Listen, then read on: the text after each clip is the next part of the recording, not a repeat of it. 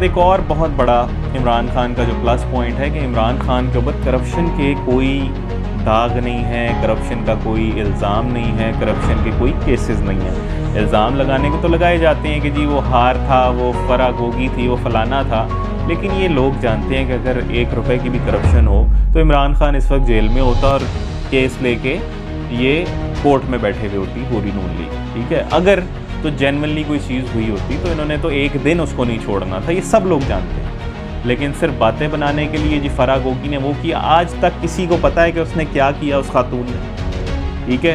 हालांकि मैं चाहता हूं कि वो पकड़ी जाए, वो जेल में डालें, उसकी इन्वेस्टिगेशन हो ताकि क्लियर हो मामला। अगर उसने कुछ किया है तो उसको जो है वो जूते मार के जेल में बंद किया जाए, ठीक है।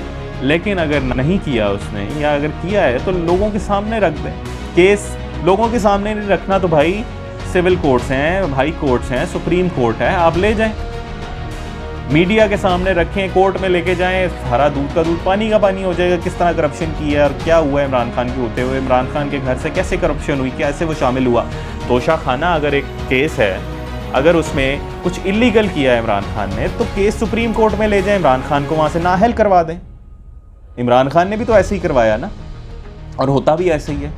लेकिन आप सिर्फ अपनी एक झूठ की दुकान चमकाने के लिए झूठ बोलते रहते हैं प्रेस कॉन्फ्रेंसेस में, ताकि एक परसेप्शन बन जाए कि वो शख्स जो है ना वो बददियानत है, वो शख्स करप्ट है, जो कि आप उसमें बुरी तरह नाकाम हो रहे हैं, बुरी तरह। और आपकी क्या परसेप्शन है कि आपका अपना वोटर ये कहता है कि यार ये खाते हैं तो लगाते भी हैं, यानी कि वो एक्सेप्ट करता है कि आप करप्ट हैं, आप खाते हैं, आप करप्शन करते हैं, आप आवाम का पैसा लूटते हैं। लेकिन आप जो कुछ प्रोजेक्शन के लिए, कुछ एस्थेटिक्स के लिए जो प्रोजेक्ट्स बना देते हैं, जो आप सड़कें बना देते हैं, जो आप बसें चला देते हैं, उसकी वजह से वो वोटर कहता है कि जी मेरे लिए यही काफ़ी है, ठीक है। तो आपकी तो ऑलरेडी ये परसेप्शन है आवाम में, आपका अपना वोटर कह रहा है, मुखालिफ के कहने की तो अहमियत नहीं होती ना, अपने की जो बात होती है उसमें वज़न होता है। तो आपका अपना वोटर ये आपके बारे में समझता है। ऑन दी अदर हैंड आपका ही वोटर, आप उससे कहें कि इमरान खान करप्ट है ना, तो आपको बताएगा भाई नहीं है करप्ट। अगर करप्ट होता तो भाई उसके खिलाफ उसे जेल में डालो ना। लोग बेवकूफ़ तो नहीं है कि आप उनको जो है वो ब्रेन वॉश करने की कोशिश करते हो और जितनी मर्जी प्रेस कॉन्फ्रेंसेस कर लो। आप कहते हो ना कि वो एक ही बात कर करके लोगों के दिमाग में डाल देता है, तो भाई आप भी तो एक एक बात करते रहते हो ना। उसके खिलाफ नहीं डलती बात दिमाग में, जब वो आपके खिलाफ करता है तब डल जाती है।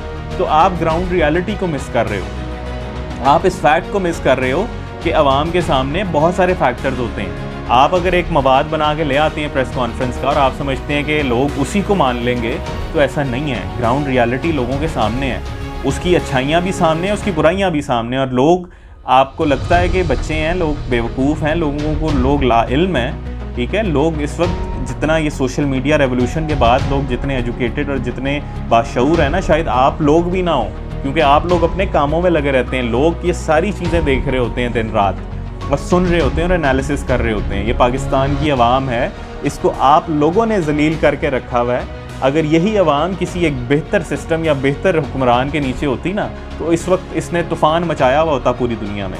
ये तो आप लोग हैं जिन्होंने अपने काम चला लिए, अपनी दुकानें, अपने बिजनेसेस चमका लिए, अपने मुल्क में बाहर अरबों खरबों रुपए की प्रॉपर्टीज़ और बिजनेसेस बना लिए।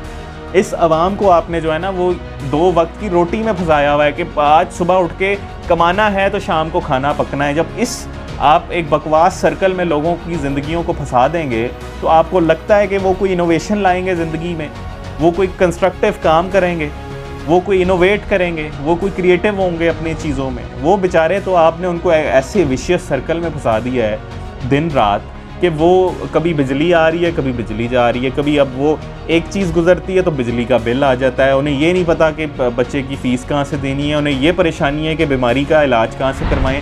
अस्पताल से 3 महीने की डेट मिल रही है ऑपरेशन के लिए, बाहर निकलते हैं तो बिला वजह रिश्वतें लोग लेना शुरू हो जाते हैं। दुकान खोलते हैं तो वहाँ लोग आकर रिश्वत मांगना शुरू हो जाते हैं। कभी आप कहते हैं दुकानें बंद कर दो, कभी आप कहते हैं खोल दो, कभी कोरोना के चक्कर में, कभी तवानाई के चक्कर में लोगों को आपने जलील करके रखा हुआ है। बारिशें होती हैं, लोगों की दुकानों में पानी घुस जाता है। कभी बिजली आ नहीं रही, आ रही है तो वोल्टेज बढ़ गई, चीज़ें उड़ गई। मार्केट्स का, चीज़ों का बुरा हाल, हर जगह भत्ता माफिया बैठा हुआ है, पार्किंग्स की जगह नहीं है, हर चीज़ उल्टी सीधी हो रही है मुल्क में। और आपको जो है इस सारे मामलात में जो है वो लोगों से टैक्स भी चाहिए, लोगों से आपको जो है ना वो वोट भी चाहिए और सपोर्ट भी चाहिए। कैसे देंगे मुझे बताएं, किस तरह से देंगे टैक्स? आप क्या उनको फैसिलिटेट कर रहे हैं उनके बिजनेस में? क्या आपने उनको कारोबार या नौकरी करने का वो जो बेसिक एक माहौल चाहिए होता है वो प्रोवाइड किया हुआ है? क्या तवानाई प्रोवाइड की हुई है आपने कारोबारों को? क्या बिजली गैस पानी के मामला ठीक है? क्या ईज ऑफ डूइंग बिजनेस है इस मुल्क में कि कोई शख्स सुकून से यहाँ पे कारोबार कर सके? कारोबार करेगा तो टैक्स देगा ना, कैसे टैक्स दे? लोग अपनी चीजें बेच के टैक्स देते रहे आपको और आप आगे जो है अपने प्रोटोकॉल एंजॉय करते रहे। आप करोड़ों रुपए के अपने जो है वो पूल, स्विमिंग पूल को रेनोवेट करते रहे। आप लोगों को 150 लोगों को लेके जाते रहे टूर्स पे, इसलिए लोग आपको टैक्स देंगे। आपसे पूछा जाए कि खरबों रुपए की, बिलियंस ऑफ रुपीस की मनी लॉन्ड्रिंग हुई है, आपके जो एम्प्लॉयज हैं उनके नाम पे पैसे निकले हैं, ठीक है, आप उसका एक जवाब नहीं दे सकते। वो बिजनेस ट्रांजैक्शंस हैं, कहाँ से आया पैसा, कहाँ जा रहा था, क्यों जा रहा था, इन तीनों सवालों का पाकिस्तानियों के पास आज तक जवाब नहीं है। वो पैनामा से जो केस शुरू हुआ नवाज शरीफ एंड फैमिली का, एवन फील्ड अपार्टमेंट्स, बाकी जायदादें, किसी पाकिस्तानी के पास कोई है इसका जवाब, या मुस्लिम लीग नून के सपोर्टर के पास इसका जवाब है कि वो प्रॉपर्टीज़ कहाँ से आई? कोई डॉक्यूमेंट है? आप एक छोटा सा फ़ोन ख़रीदते हैं, एक मोटरसाइकिल ख़रीदते हैं, एक प्रॉपर्टी ख़रीदते हैं, एक फ्रिज ख़रीदते हैं, आपके पास उसकी मनी ट्रेल है, उसकी रसीद है, आपके पास पूरा सबूत है। कोई पूछता है, आप बता सकते हैं कि भाई ये पैसे यहाँ से आए थे, मेरी ये तनख्वाह है, मेरा ये कारोबार है, उससे ये ट्रांजैक्शंस हुई, या मुझे गिफ्ट मिला तो यहाँ से मिला, मुझे मेरे वालिदैन ने दिया तो इतना दिया, उनका सोर्स ऑफ इनकम ये है। एक तमाम मनी ट्रेल बना सकता है एक आम आदमी भी।